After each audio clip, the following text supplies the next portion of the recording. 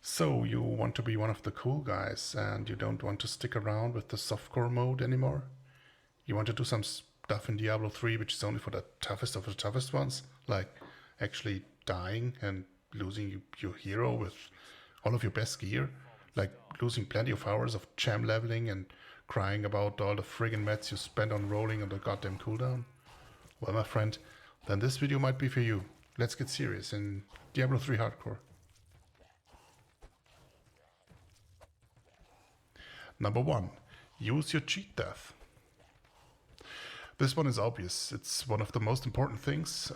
Use your cheat death mechanics, which prevent your character from dying. There are multiple cheat deaths, and they can trigger one after another. This does not mean you're immortal. It's more like getting a second chance, and it can help you out in overwhelming situations. It's like a signal. Hey, the difficult level you're playing right now might be a little bit too high. Every class has its passive, which you want to have equipped at all times. There are also some skills with runes for some classes that you can use. It strongly depends on your build and how you can adapt to one of these. For me, the passive seems like the best option. In most cases, you won't lose much of your build's strength. Your follower has a skill as well that can save you from dying. In hardcore, this skill is in my opinion much more valuable than the other choice for that skill slot. Don't forget to put the token or relic on that makes your follower immortal. Also, there is Ancestor's Grace Amulet, which only drops in hardcore mode. It restores 100% of the life and resources, but gets destroyed in the process. This is in my opinion not a good option. You lose the amulet slot of your build, and most importantly, when speaking of pushing higher grade rifts, you lose a well-rolled ancient with augments every time cheat death triggers, which can happen a lot, especially when pushing. Then, additional items like Pauldrons of the Skeleton King or some class-specific stuff like Beacon Sail for Demon Hunters all provide some cheat deaths as well, but have slightly different mechanics. You trade one gear slot for your build, which makes you eventually lose a set piece and may introduce the need for a Ring of Royal Grandeur, which, well, makes you lose a jewelry slot or a cube slot. So these items, in my opinion, are not really worth it because you will have to rework your whole build. Another option could come from set bonuses. The Firebit 2-piece bonus for wizards will spawn a meteor, which damages enemies and revives you. When starting hardcore, you might want to consider playing this set to have an additional and free cheat death. So, unlike the normal buffs and icons on the lower left, the cheat death will show up on the lower right of your screen. They will stack, and each of the cheat death cooldowns providing its own icons. So if you see these cooldowns, stay away from Trouble Kit. I mean it. No, not even just pick up this one primal that dropped just a few meters away. No, wait until the cooldown is over. Depending on how much risk you're willing to take and how experienced you are with your class, you may want to do some or all of the possibilities. I think the first two options, the class passive and the follower skill, are more than enough to survive every situation and do not have a big impact on your build. Let me know in the comments what your opinion is on this topic. Number 2. Don't use your best gear for farming. So you have all of your shiny augments and well-rolled agents and take them to a low-level rift for farming keys? No, don't use your best gear for farming. I always have one build for farming keys, one build for farming paragon, leveling gems, and one build for pushing. So I have completely separate items for them. The main reason is that I don't want to risk my best gear until I'm not really pushing into higher grade rifts. You know how often I farm keys mindlessly or leveling gems on zombie mode and then make one mistake and my best pieces of gear are gone? Never, ever. Well, maybe once in a while, but the point is, you don't need your best gear for farming keys or leveling gems. In addition, if you die with your main build when pushing, you still have two complete geared versions of your build, which you can use instantly.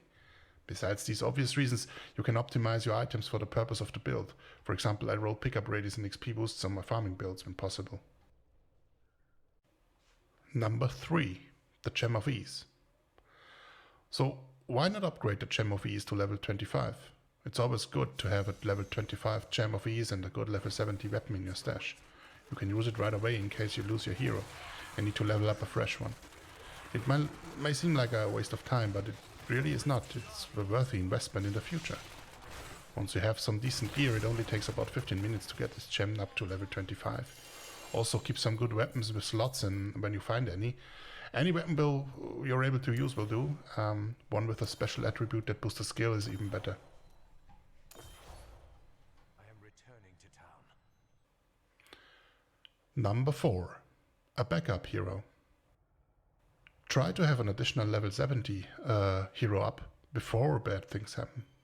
For solo players, the most efficient way would be to use the level 25 gem of ease in the level 70 weapon. Put a level 25 Legacy of Dreams gem into a well-rolled Hellfire amulet. You can also craft the Hellfire rings since they don't have levels restrictions as well, and to trigger the damage multiplier from the Legacy of Dreams gem. This way, it won't take you long to reach level 70.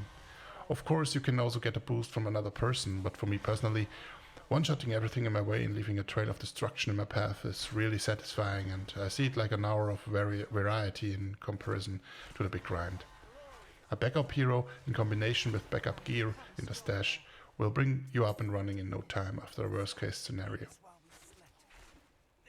Number 5. Only level the right gems for augments. So your gems are pretty good already, and now you just farm some Paragon. So you pick a random gem to level up for augments along the way. Wrong. Leveling a gem only to put it in augments is not really worth doing. When you level up gems for augmenting, try to use gems you actually need for your build. To get multiple versions of the gem you have equipped, you first need to find all possible gems. Once no gem drops from the Rift Guardian anymore, you remove one of the 3 gems in your gear and drop it to the floor. Putting into the stash will not work. Now open a smaller Greater Rift on normal or hard, whatever level you can easily do fast without the gem. This rift is just about getting the gem, nothing else. At the end you will get the missing gem from the Rift Guardian because you don't have it in your inventory and you don't have it in your stash. Do this 1 or 2 times for all 3 gems you need for the build. In this way, you always will have some gems in the stash that are level 25 or even more, in case you need to start from scratch with one of the backup sets mentioned earlier. So that's it for the 5 tips, and I only can encourage you to try out hardcore. It really is fun and makes an already great game even better. You will have to be more carefully when pushing rifts, when playing the game. You have to be more focused, and it's a more thrilling experience and it's more rewarding at the other hand. If you find some of the tips useful, I would be very happy if you let me know in the comments. So do you have a different opinion or something, or did I miss some important stuff? Just let me know. And, well, give me a thumbs up if you liked the video, and thanks for watching.